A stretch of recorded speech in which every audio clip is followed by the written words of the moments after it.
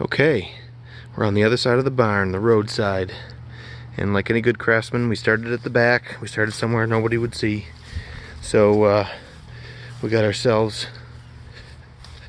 a fresh tube on our hydraulic cylinder. If you caught that in the other video, I cleaned that guy with brake clean after we had him rebuilt.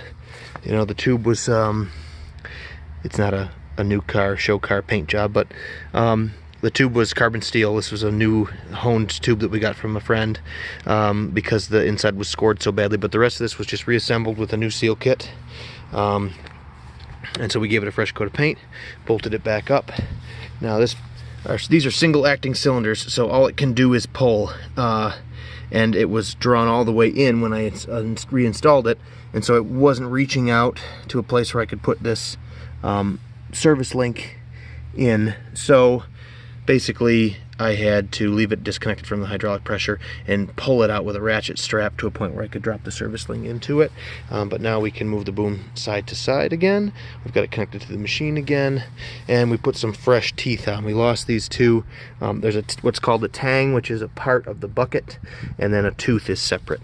And though these have holes in them, I was thinking that they had a roll pin in them, but I guess they're just weak in this little area that's left after you drill a hole, and there's a dimple on the tang, and you just smash it shut, crimp it on to close them.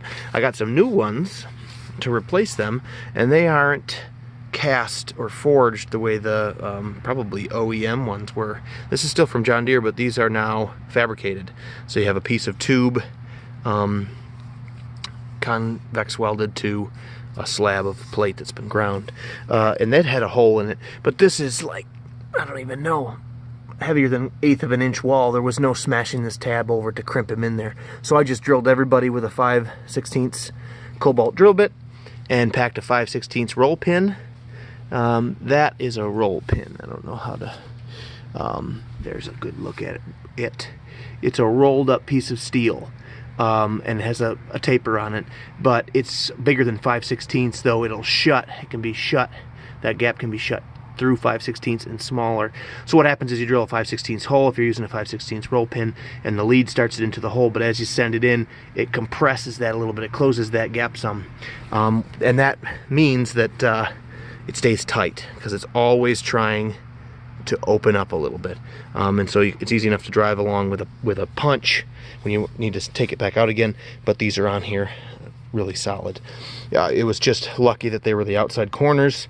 That does some of the most digging for you, cuts in next to undisturbed earth, but also I could drill out here, and if I try to do that modification down the road to these teeth, I don't have anywhere for the body of the drill gun, so I'm going to end up with an issue there.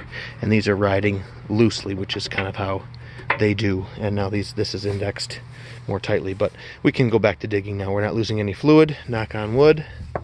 And so we've marked our locations, 1, 2 in white paint. Obviously the corner's getting dug, we don't need to mark that. And then inside we've got our temporary carrying beam, and I've constructed the permanent carrying beam with corresponding marks here and the bracketry ready for the posts. This is going to be more concrete smashing to do in here. I really wish I could get my chipping hammer back. It's out for warranty repair. I may have to rent one.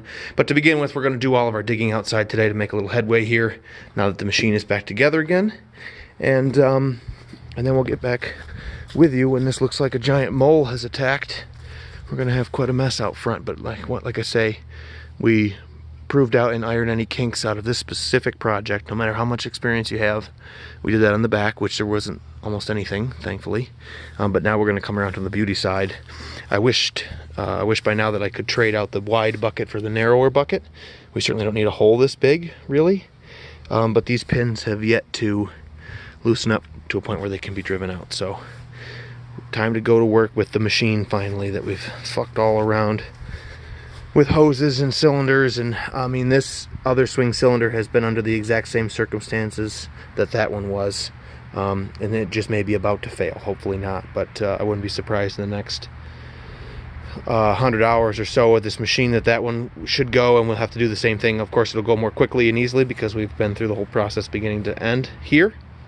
But that came to $350 all in. We had $280 for 2 hours of labor and a seal kit, and $40 for a new tube. And I did some running around. I lost a day's pay, so that you could technically factor, which made it much more expensive than $350, but whatever. Okay, like I say, time to get to work. Enough blabbing. We'll catch you guys later. Thanks for watching.